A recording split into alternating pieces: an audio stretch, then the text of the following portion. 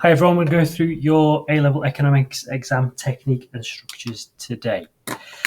So as you know, paper 1 is the microeconomics paper and it is the markets and market failures. You will be assessed on economic methodology and the economic problem, individual economic decision making, price determination in a competitive market, production, costs and revenue, perfect competition, imperfect competitive markets and monopoly, the labour market, the distribution of income and wealth, poverty and inequality, and the market mechanism, market failure, and government intervention in markets. So for this assessment, it'll be a 2-hour exam, which has got 80 marks on offer, and it is 33.3% of your A-level. You'll be answered questions in section A. You will choose your context, so you'll be given the information. And I would say spend no more than a minute or two reading through that to decide which of those two contexts you wish to answer. So in section A, you will have data response questions where you'll answer them, and that context is worth 40 marks. And in section B, you'll be asked to answer an essay requiring written answers, and you will choose one from 3 options. Paper 2 is your macroeconomic paper, national and international economy. And in this, you'll be assessed on the measurement of macroeconomic performance, how the macroeconomy works, the circular flow of income, aggregate supply, demand and aggregate supply analysis, and related concepts, as well as economic performance, financial markets and monetary policy, fiscal policy and supply side policies, the international economy. And here, it's again a 2-hour exam worth 80 marks and 33% of the qualification. And you'll be answering questions in section A. Again, same as paper 1, you'll be given a choice of 2 contexts and you will choose which one you wish to choose. And you'll answer those questions based on the data you've been given.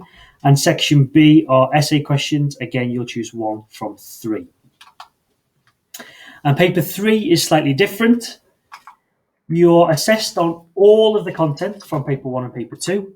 And again, it's a 2-hour exam worth 80 marks and 33% of the A-level qualification. However, section A are 30 multiple choice questions, each with 1 mark each. And section B is a case study. You'll be given an insert of information and you need to apply that information to your questions when you're answering them, and that's worth 50 marks.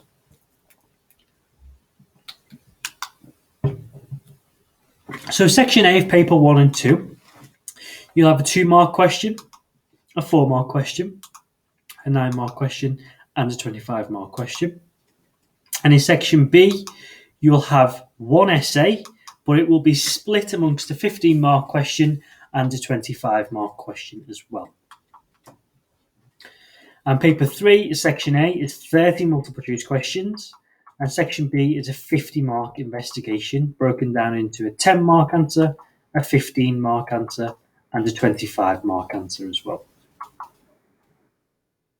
Okay, so paper 1 and paper 2, you've got 2 hours, which is 120 minutes, and you have 2 choices of your extracts. You need to do a 2-mark calculation, a 4-mark explain using the data, a 9-mark explain or analyze question, and a 25-mark discuss question. And for section B, you get to choose 1 from 3 of your essay questions, which is a 15-mark analysis and a 25-mark discussion. You are not given any extracts for section B. I would say do the 2 and the 4-mark questions as quick as you can, no more than 6 minutes. Your 9-marker you should spend around 12 minutes doing, and 40 minutes doing your 25-mark question. Get really into those extracts, read into them, highlight them, annotate them, and the reading time for this is given within your time allocation for this section. Choose your essays quickly. I would prioritize in the context to look at the 9 and the 25 marker and make those the catalysts for your choices. Why would you choose that one? Look at which one you want to do. Out of those 9 and 25 markers, which ones do you feel best placed to answer? Spend 15 to 20 minutes maximum on your 15 marker. And again, 25 markers should take you 40 minutes for your essays. Paper 3, 2 hours. All questions are compulsory. There's no choices. You have to answer all of them. Section A is 30 multiple choice questions. Section B comes with lots of source data inset, so you can use all of that to your advantage. You've got a 10-mark assess using the data, so you want to be putting that data from your extract into your answer. You want to then be spending 15 marks to analyse and 25 marks to discuss. This will cover both microeconomics and macroeconomics. Don't over-prepare for these papers. You will be tested on the exact same content and the same skills as you have for paper 1 and paper 2. Your 30 multiple choice questions should take you 30 minutes ideally, but no longer than 40 minutes. Okay? If you can get them done a minute each, then that's great. Gives you more that 10 minutes extra time to read those inserts, to read everything you need to start planning and writing your section B questions. Be as fast as you can, but be accurate. Okay? With the multiple choice questions, there's only ever 4 options. 2 of them you know from the start are the wrong answer. And the one that is right and the one that is also wrong for the 2 that are left, there's a very close comparison between them. You need to make sure you're reading it as accurately as you can. Spend 20 minutes doing your 10 marker, 20 minutes doing your 15 mark analyse, and 25 marks, spend 40 minutes doing that as well. Read those extracts, get as much of those extracts into your answer as you can, but you need to ensure you're giving your economic theory first, applying that theory to the question and using the data that you've been given in that insert to back up your points. So your 2 mark questions in paper 1 and paper 2, okay, usually are a calculate question. You can have calculators in the exam. That is absolutely fine. But in order to achieve full marks, you must have read the question carefully. It could be a percentage change in simple percentage. It could be a question on elasticity, a question on indexes, working out the average or the median. So you need to show your working out in full, write it all out. You've got 2 minutes to do it. Write all your working out, but make it clear where your answer is, okay? The amount of times you get given a question to mark and there's a lot of numbers everywhere, but there's no actual clear distinction where the answer is. So I would just draw a box around it so that highlights us to the fact that that is your answer. You need to be accurate but efficient, okay? Do it as quick as you can, but as well as you can. And make sure you get your units in that question properly. Units, decimals, currency, percentage. Scale down if you need to, billions, millions, kilograms, grams, etc. And one thing I would point out is there's a question a few years back where it was asking for a ratio, and most people did not put the colon in to support the ratio, and so therefore were marked wrong for that answer when it probably was correct. So here is an example from an extract. Using the data in extract A, figure 1, it tells you where to look for it. Calculate the change in the effective exchange rate index as a percentage between November 2015, which is point A, which is at 93.13, and November 2016, which is at point B, which is 74.10. Give your answer to 2 decimal places. So here you will do 93.13 minus 74.10 divided by 93.13 times 100, which gives you 20.43380. The actual answer is minus 20.43%, as it's to 2 decimal places. You must include the minus sign to show it's a fall or a depreciation to get the full 2 marks. So you can get 1 mark just for writing 20.43%, even if you don't put the minus, or 1 mark if you get minus 20.43 but don't put the percentage sign or don't put it to 2 decimal places. But for the full 2 marks, it needs to be minus 20.43%. The 4 mark questions in paper 1 and paper 2, again, you need to explain using the data. This could be from the extracts. You will need to explain the economic theory, the impact of the policy, and then you will need to spend time explaining in detail for 2 marks and using that data effectively for 2 marks. So use quotes from the data, use calculations from the data. Okay, and you need to make sure you've got your think chain in there. So you've got a full chain of the theory. So if you've got a logical structure to your answer. So this is what the theory says, X, Y, Z, and then back that up with the data to get the whole 4 marks. Again, you need to be fast, but be accurate. You've got 4 minutes to do it. 1 minute to look at, 3 minutes to write it up. You don't need to evaluate. You don't need to critique. Okay? It should only be 1 paragraph. And here is an example. So you've got data from the Personal Bank Account 2016, the big 4 at the top, Barclays, HSBC, Lloyd, and you've got Nationwide there. And it says to explain how this data shows the market power of the big 4 banks is weakening against competition from smaller rivals. So you've got gains in black and losses in grey. So for a full 4 mark answer, you've got to have in there evidence showing that the market power of the big 4 is weakening against the rivals, with clear explanation of how this data is evidenced. Okay. To have an unclear explanation gives you 3 marks. A limited explanation will give you 2 marks. And for 1 mark, there'll be no explanation. But all 4 of those bands require you to include evidence. Okay? You can still get 2 marks for including some evidence, but you need to have evidence in there. If you do not put any evidence from this data, okay, you've got figures, you've got bar chart, you've got all of that there. Obviously, you can only guess some of the figures. That is absolutely fine. It's still a guess, but it's still relevant information and evidence that you can put into your question. The 9 and 15 mark questions, paper 1, paper 2, and paper 3. In paper 1 and paper 2, you'll find them in both section A and B, and they will be data response questions or using the extracts. You've got a 9 marker, you've got a 15 mark essay, and in paper 3, section B, you've got a 15 mark question which is the same style, and you will need to explain or analyse.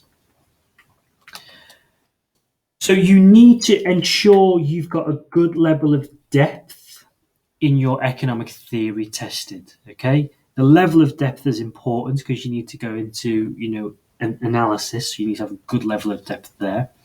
And you need to show your chains of analysis to link all of your theory together. You do not need to put an on the other hand or an evaluation or a judgment into this answer. You will need to define all of the key terms. You will need to use diagrams because all of these questions will be designed by a specific diagram, at least one. You need to draw it, you need to be detailed, it needs to be relevant, and you need to explain, and you need to be accurate. So for example, you could be applying from the extract. For the 9 marker, you'll be applying the information from the data you've been given. For your 15 marker, it will be from your own knowledge for paper 1 and paper 2. And paper 3, the 15 mark essay, will ask you to use the information from the source material. These are all intertwined throughout the essays. They're not just standalone points. So the price of coffee for etc. will apply on the diagram. So if your question is about the price of coffee and you're drawing a diagram to do with supply and demand, for example, but you don't put output of coffee as coffee and price as the price per cup or whatever the question is asking you, then your mark's going to be limited because it's not to a professional high-level answer. So ensure whatever the question's asking you, you're putting that into your diagrams that you're drawing. For your depth of analysis, your change of analysis, you need to give an explanation of core economic theory in serious detail. You can also talk about the schools of thought in these answers.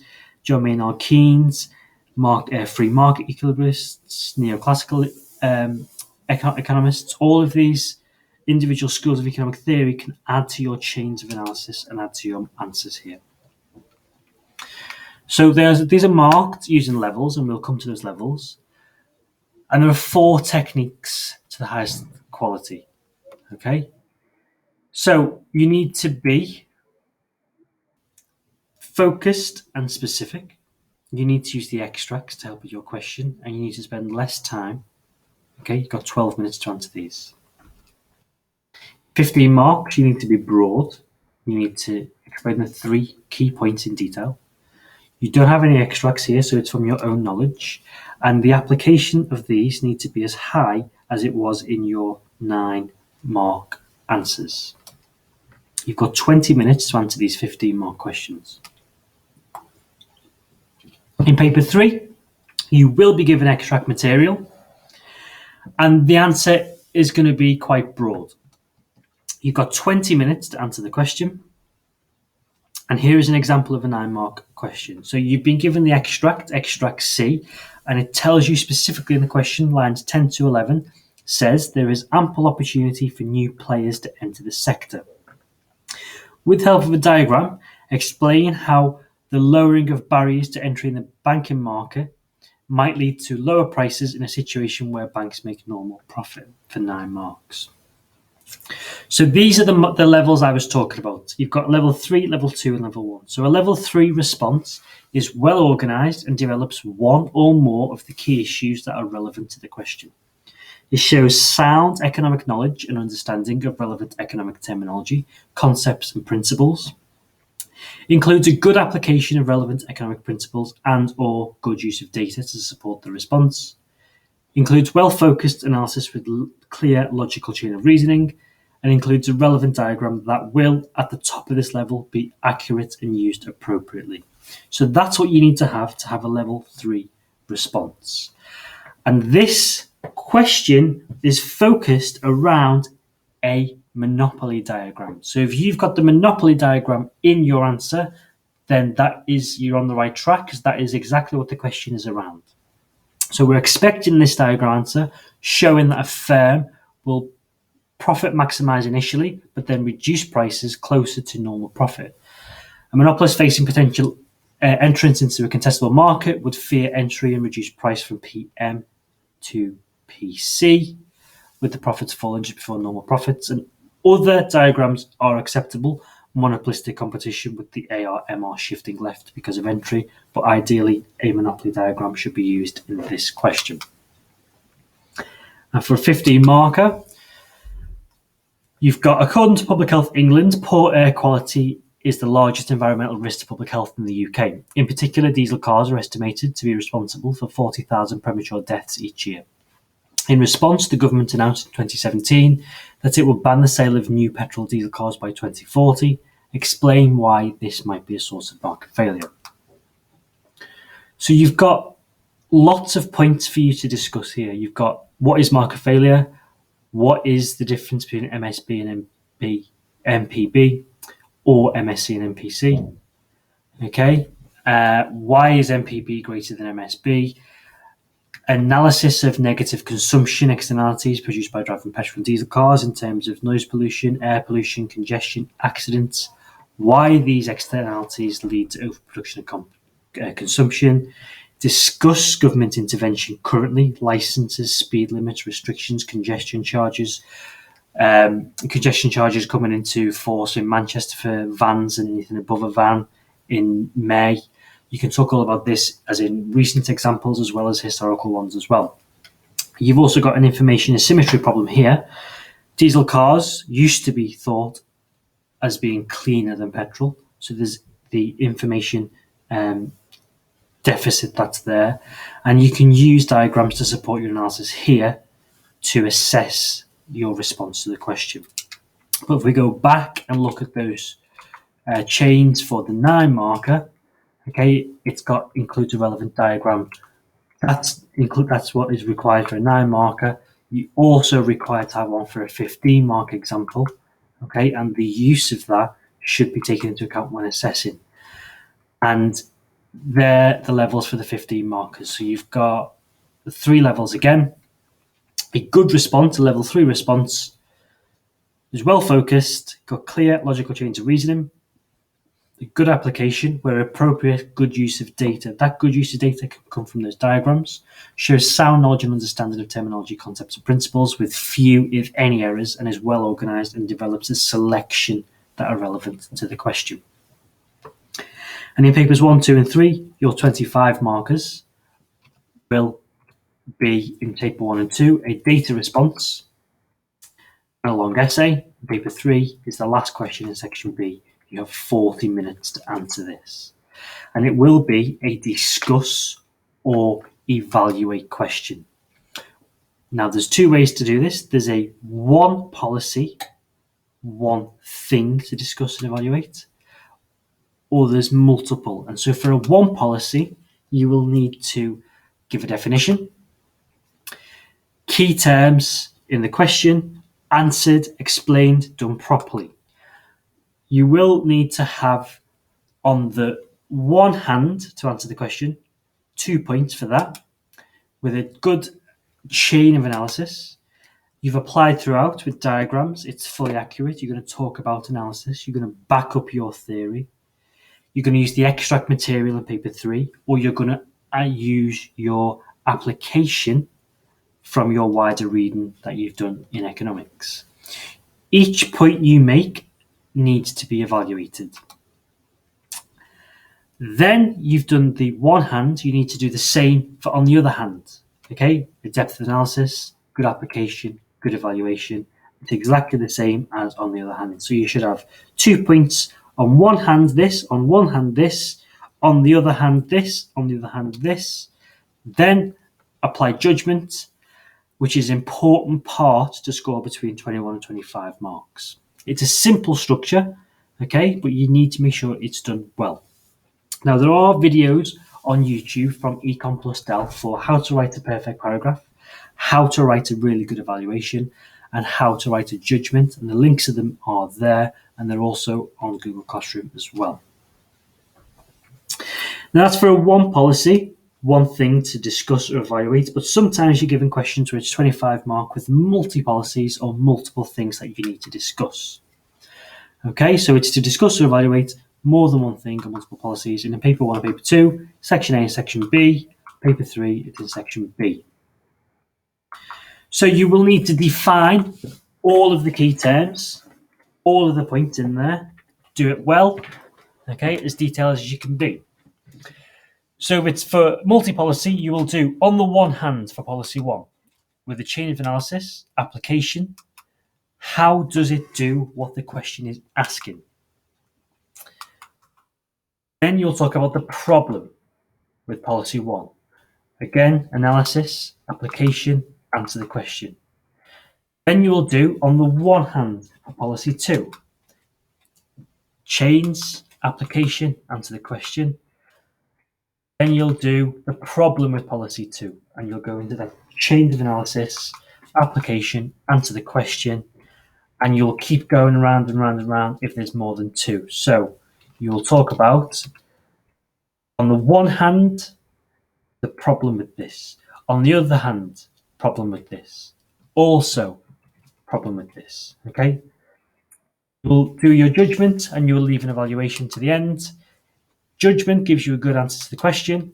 It looks at your evaluative skills, and you've got 40 minutes to do that. So you've got all of those different paragraph points, and you will leave your judgment and evaluation right to the end to discuss and make your economic argument there. Paper 3 gives you a 10-mark question, and you need to assess using the data. So you will need to give a definition and explain 3 points with economic theory to answer the question. You will need to use the data you've been given in paper 3 in that insert to efficiently back up your points. Give it a simple evaluation throughout in each paragraph. Okay, one simple point to evaluate, and your judgment towards the end is crucial. Your own knowledge is also as helpful as the inserts because you can put those two together to boost your marks. So your thinking chains. Why is that data the way it is? The data must back up the theory, whichever way you're arguing. You should have a strong judgment and follow the same techniques you already know and that we've discussed earlier in this video. Answer the question, justify the answer, and evaluate what you've been asked to do. Be quick, but be accurate. You've got 20 minutes to do this.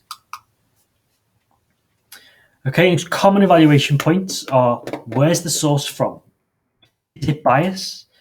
Is it reliable? Do we actually even have a source there? Is it just information? Is the data varied?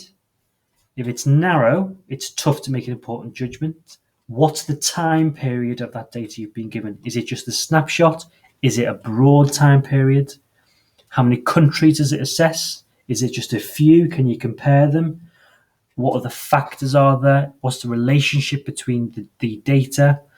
What doesn't it include? Do we need any other data to answer this question properly? Write down in your answer what you need. Okay, so for example, if we were given this specific data, this would allow us to make a more reasoned judgment on whatever the question's asking you. Okay, and paper 3 comes with multiple choice questions.